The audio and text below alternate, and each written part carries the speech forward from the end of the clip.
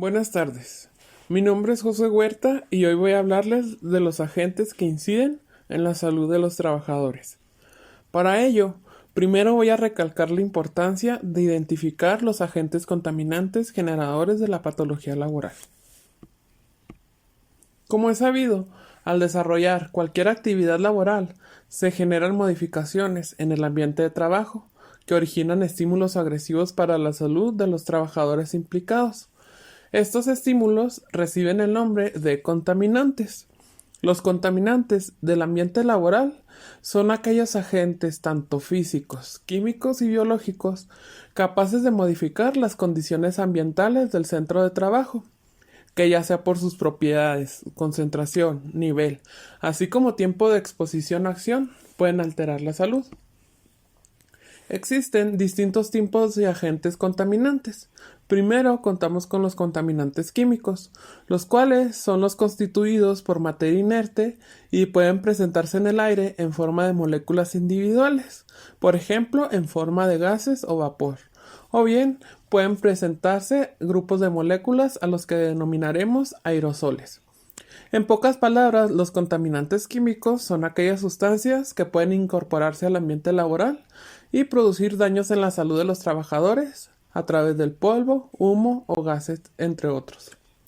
Por otra parte, existen los contaminantes físicos, los cuales son distintas formas de energía que son generadas por fuentes concretas, las cuales pueden afectar a los que se encuentran sometidos a ellas.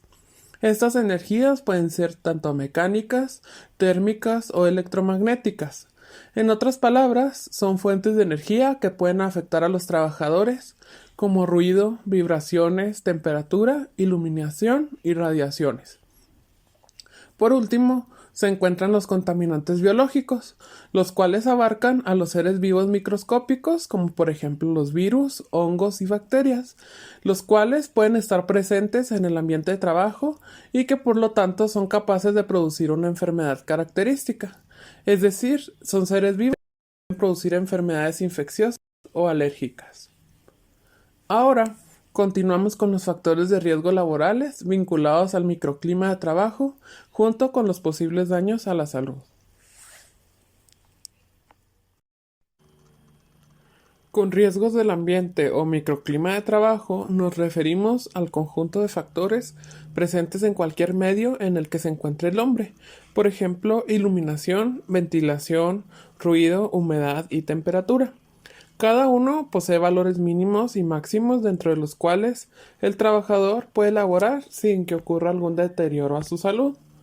Por ejemplo, en cuanto a la temperatura, sabemos que los seres humanos tenemos la capacidad fisiológica para regular la temperatura interna de nuestro cuerpo, la cual se mantiene alrededor de los 37 grados Celsius.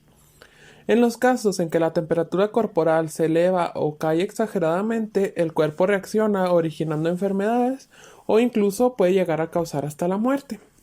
Estas situaciones se dan en trabajo donde los sitios son cerrados o semicerrados, donde bien el calor y la humedad son elevados debido al proceso de trabajo o a las condiciones climáticas de la zona y así como a la ausencia de medios para minimizar sus efectos. Aunado a esto, existen algunas condiciones médicas que hacen a las personas más susceptibles al calor, tales como enfermedades cardíacas, tensión arterial, diabetes, enfermedades de la piel. De igual manera, existen condiciones médicas que hacen a las personas más susceptibles al frío, como se encuentran las enfermedades cardíacas, aquellas pacientes que presentan tensión arterial alta o bien en diabetes o enfermedad de Raynaud. Asimismo, existen sustancias que hacen a las personas más susceptibles al calor, como el alcohol, antidepresivos, cannabis, barbitúricos y psicotrópicos, morfina, anfetaminas y cocaína. Y de igual manera, estas sustancias pueden hacer a las personas más susceptibles al frío, como lo es el consumo de alcohol y cannabis, de antidepresivos y tranquilizantes, fármacos psicotrópicos e hipnotrópicos, morfina, anestésicos, insulina y fármacos antitiroideos. En el caso del frío, también se diferencian los trabajos de interior y los de exterior. Es decir, hay trabajos que destacan por desarrollarse en condiciones de frío intenso durante todo el año o en estaciones caracterizadas por el frío, como los que se realizan en las temporadas de invierno. Para esto se establecieron algunas medidas de prevención. En el caso de aquellos trabajos que se realicen en temperaturas máximas, se estableció que mientras éste sea en un local cerrado y sea un trabajo sedentario, la temperatura debe ir de 17 a 27 grados centígrados. Cuando se trate de un trabajo ligero, la temperatura debe ir de 14 a 25 grados centígrados. De igual manera, también se establecieron otras medidas tanto organizativas como de protección personal. Como medidas organizativas, se asignaron periodos de descanso en espacios climatizados. Es importante también la disponibilidad de agua, la rotación de tareas y que el trabajo se realice en horas adecuadas. Como medidas de protección personal, se encuentra el prever procesos de aclimatación, equipo de protección individual y control médico. En el caso de aquellos trabajos que se realicen en temperaturas mínimas, se evalúa el riesgo de estrés térmico por frío cuando la temperatura de trabajo sea menor a 10 grados centígrados. Como medidas de protección, se estableció el portar una vestimenta adecuada, el tener lugares de descanso climatizados, tener acceso a bebidas calientes, contar con organización de tareas y contar con una vigilancia sanitaria. También se estableció que en el caso de una temperatura vaya de 0 a menos 5 grados centígrados en el área de trabajo, la permanencia máxima debe ser de 8 horas como máximo y el descanso debe ser de 10 minutos cada 3 horas. Y conforme vaya disminuyendo la temperatura, de igual manera debe ir disminuyendo la permanencia máxima en dicha área y el descanso debe ir aumentando tanto en tiempo como en frecuencia con los que se dan.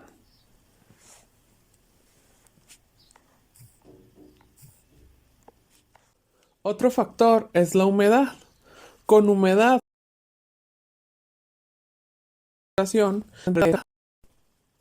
Otro factor es la humedad. Con humedad nos referimos a la cantidad de vapor de agua que se encuentra presente en el aire. A una temperatura dada, el aire puede alcanzar un máximo nivel de humedad. Es la humedad de saturación, que es cuando caen gotas de agua. Pero a nosotros el término que más nos interesa es el de humedad relativa. La humedad relativa es la cantidad de agua existente en relación con la humedad de saturación expresada en porcentaje. La humedad relativa recomendable está entre el 40 y el 50%. Una humedad relativa alta que se presenta cuando ésta se encuentra entre el 60 y 70% con calor ambiental va a provocar sudoración. Pero en este ambiente húmedo el sudor no puede evaporarse y por lo tanto aumenta la sensación de calor. Por otra parte, una humedad relativa menor del 30% puede producir sequedad de la piel y dermatitis, escozor de ojos y sinusitis, dolores de cabeza, sensación de falta de aire y un aumento de la susceptibilidad a las infecciones. Otro factor es el ruido. El ruido es un peligro directo para el sistema auditivo de los trabajadores, que estos pueden llegar a padecer pérdida de la capacidad auditiva por el sometimiento continuo a altos niveles de contaminación acústica en el ambiente laboral. Esto puede ocasionar la pérdida total, es decir, la sordera. También existen peligros indirectos, los cuales no se relacionan directamente con la exposición al ruido, pero pueden estar conectados a él, como lo son las cefaleas, las jaquecas, el estrés y el nerviosismo. Y de igual manera se establecieron algunas medidas de prevención, tales como la elección de equipos de trabajo que generen el menor nivel posible de ruido según la tarea a la que se esté destinado y así de esta forma limitar la exposición al ruido.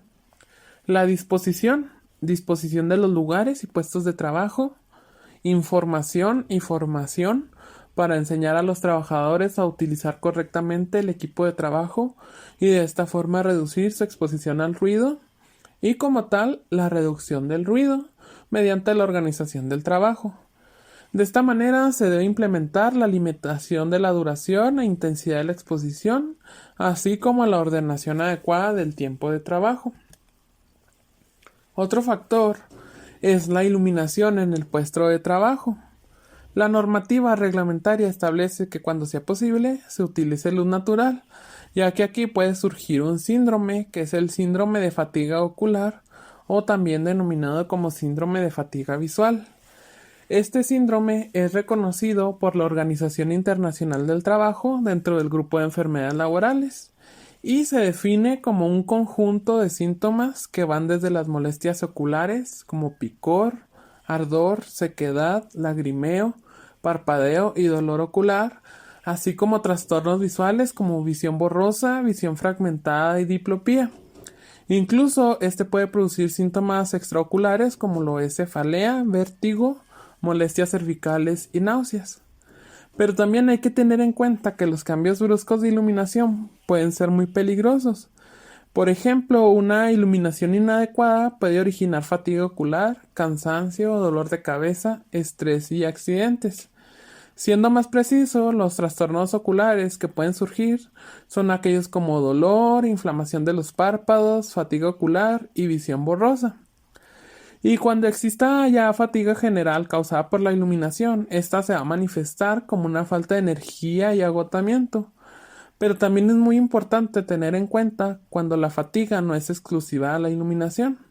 Por lo tanto, si la persona se encuentra agotada por estrés o por falta de sueño, la fatiga se extenderá a lo largo de todo el día, por lo cual esta deberá ser valorada por el médico para establecer los factores adicionales y las medidas necesarias. Dentro de las medidas preventivas hay que considerar el nivel de iluminación en función de cada actividad y de la zona de trabajo en la que se realiza. La luz natural ofrece muchas ventajas con respecto a la claridad, al ahorro energético y a la sensación de bienestar que otorga a las personas. También es importante planificar la iluminación de un lugar de trabajo orientando la luz de forma correcta.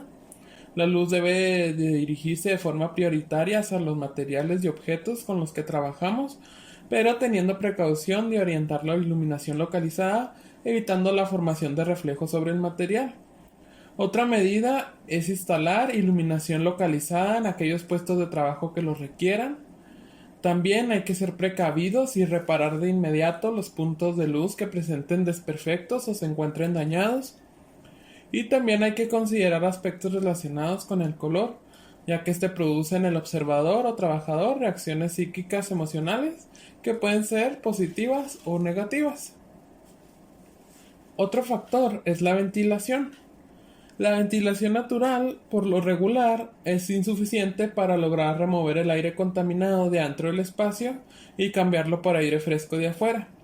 Esta falta de intercambio de aire ocurre en los espacios confinados con pocas aberturas, por lo que se debe de ventilar con efectividad con aparatos que muevan el aire y saquen el contaminado e introduzcan el aire limpio y respirable, y también controlando el nivel de los peligros que son creados por los contaminantes o bien que surgen de las operaciones que se hacen dentro del mismo. Una contaminación del aire, por consiguiente, trae sus efectos negativos, tales como la presencia de bacterias, ya que cuando el aire recircula, la diseminación de enfermedades puede acelerarse. Y otro efecto negativo es la percepción de olores en el aire, lo cual puede generar inconformidades en el trabajador. Otros efectos son los de la ventilación deficiente, que van a estar generando una disminución del rendimiento del trabajador, un ambiente incómodo, alteraciones respiratorias y dermatológicas y posibles riesgos de intoxicación ocupacional. Ahora, ¿cómo debe ser la calidad del aire interior? Bueno, debe haber una ventilación general suficiente y si hay necesidad de ventiladores hay que colocarlos. También debe haber una renovación suficiente del aire, incluso con impulsores y extractores de aire. Y es necesario contar con una buena climatización a través de aire acondicionado. Y está establecido que la renovación mínima del aire de los locales de trabajo debe ser de 30 metros cúbicos de aire limpio por hora y trabajador, y en el caso de empleados sedentarios en ambientes no calurosos. Y la renovación mínima deberá ser de 50 metros cúbicos en los demás casos restantes para así evitar el ambiente contaminado o también conocido como viciado y los olores desagradables. ya que cabe destacar que al pasar ese aire suficiente tiempo sin moverse puede llegar a ser perjudicial para la salud. Y esto fue todo de mi parte, espero que haya sido de su agrado y aquí les comparto mis referencias bibliográficas. Muchas gracias.